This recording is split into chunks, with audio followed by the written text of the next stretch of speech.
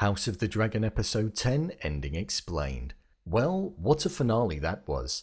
Titled The Black Queen, in a contrast to last week, we saw the entirety of the episode basically set on Dragonstone, focusing on Rhaenyra finding out that her father King Viserys had died and that King Aegon had ascended the throne. With some phenomenal dragon scenes, heartbreaking emotional moments paired with inspiring and poignant deliveries, this finale was everything that it promised to be and more. So with that, I thought I'd recap, break down, and explain all that there was to take away from the season finale. So let's get into it. Here is House of the Dragon Episode 10 Ending Explained. Just to let you know, this video will contain spoilers. In episode 10 of the show, we focused most of our time over on Dragonstone, where we saw a plan being laid down in order to find the best way possible to keep the Seven Kingdoms in a state that was worthy of ruling, rather than burning it to the ground in order to sit upon the Iron Throne, something that King Viserys always stood by and believed in, and we were seeing that behaviour mirrored in Rhaenyra. It's extremely poignant that Rhaenyra would be wearing his crown upon her head, whilst Aegon wore the Conqueror's. With many standing with Queen Rhaenyra as the true queen of the Seven Kingdoms, we saw the entirety of the episode look as though it could have taken a more peaceful, diplomatic approach. That was until we saw Lucerys and Arrax being killed by Aemond and Vhagar, as he was riding home after pleading with Boris Baratheon at Storm's End to stand by Rhaenyra. All hell is set to now break loose as the Greens had taken something so precious away from Rhaenyra.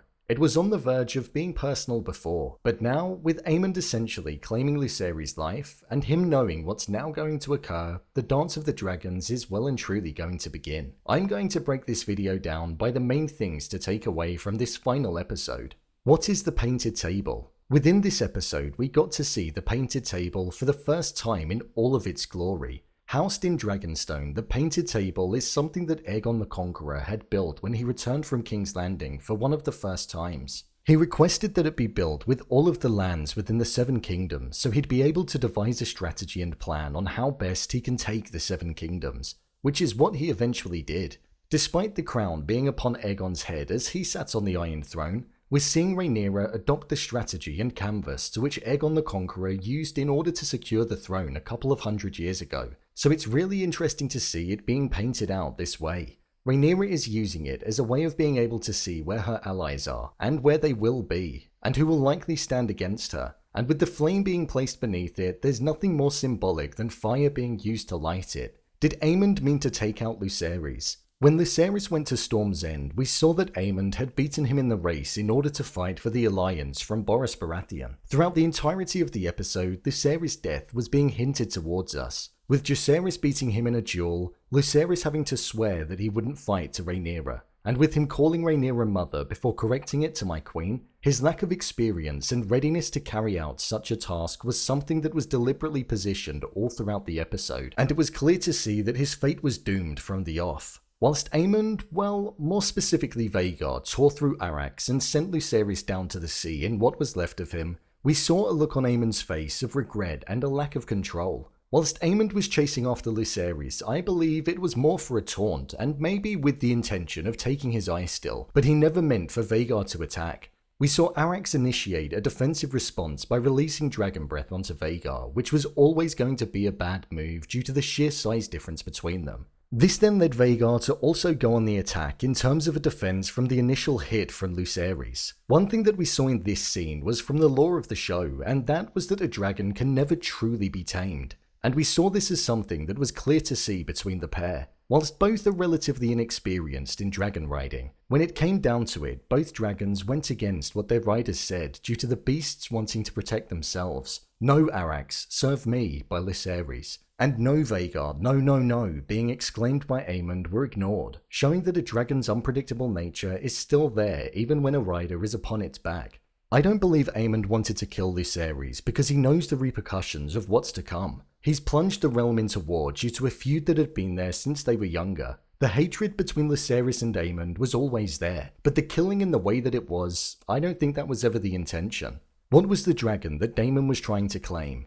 In this episode, the pain and hatred that Daemon felt for the Hightowers for several different reasons, such as him believing Alicent killed Viserys, along with them taking Rhaenyra's birthright and title as ruler of the Seven Kingdoms, we saw him being one of the individuals around the painted table that wanted to retaliate with violence, which was met by Rhaenyra's level head and want for peace like Viserys. One thing that we saw Daemon do was head to Dragonmount, which is a volcanic mountain, and he was speaking in High Valyrian. Earlier on, we heard him compare the dragons that the Blacks had when compared to the Greens, and also the unbonded dragons that were riderless. Amongst these were Vermithor and Silverwing that were at Dragonmount. The dragon that we saw Daemon speaking to was Vermithor, who was formerly ridden by King Jacaerys I, who we saw at the very start of the show, who was the ruler prior to Viserys. So he's remained without a rider for all of King Viserys' reign. Vermithor is a dragon that Daemon would be looking to claim and get on his side, because in the entirety of Westeros there is only one dragon that is larger and older, and that is Vhagar. So in having a dragon that can compete with Vhagar, it was a must. His fire has been said to melt through steel and stone, and despite not being as fast or agile as the other dragons, his sheer power and flame is something to be feared.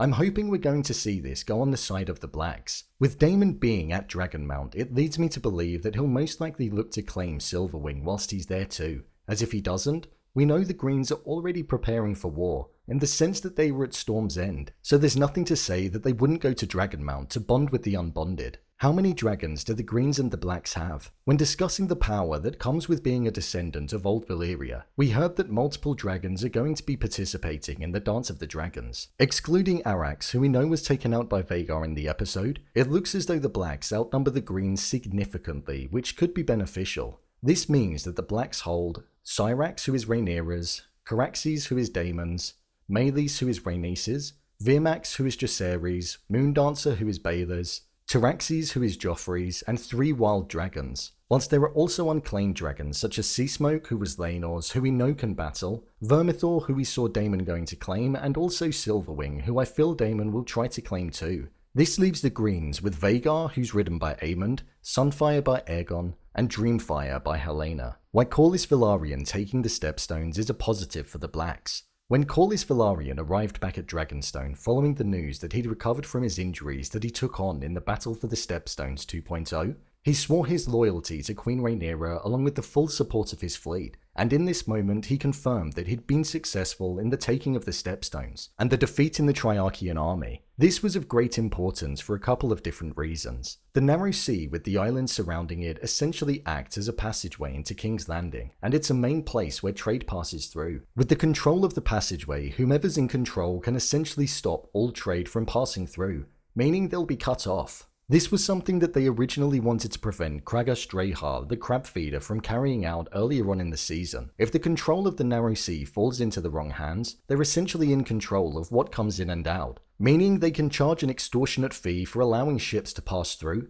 or they can even prevent them from passing through at all. This has the potential to ultimately lead the people of Westeros and King's Landing specifically to not side with King Aegon, due to the fact that the people will be starving, famine could hit the land, and the city would perish and run out of goods. Plus, the extortionate fee that Corlys could charge would cause disruption amongst anybody wanting to pass through, and thus provide another reason to side with the Queen. They could also prevent any forces that were siding with King Aegon from passing through, meaning that it would leave King's Landing in a vulnerable position. So it's a powerful thing to have in their pocket. This final episode provided emotion with moments such as Corlys swearing to stand alongside Rhaenyra, the death of Lucerys, and the scene of the birth that Rhaenyra had at the start. It provided humour in the insults that Daemon was giving to Ser Otto and King Aegon, and it also set up what looks as though it's going to be an immense second season of the show. It's a shame we have to wait so long, but I'm sure it will most certainly be worth the wait. So, there you have it, House of the Dragon Episode 10 Ending Explained.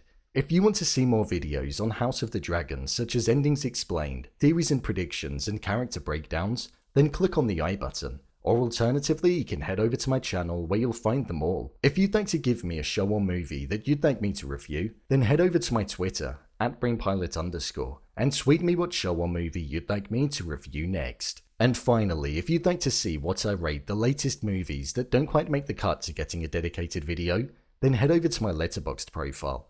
It's where I rate the latest releases in real time. What did you think of the season finale? Leave a comment down below, and don't forget to subscribe. I'll see you next time.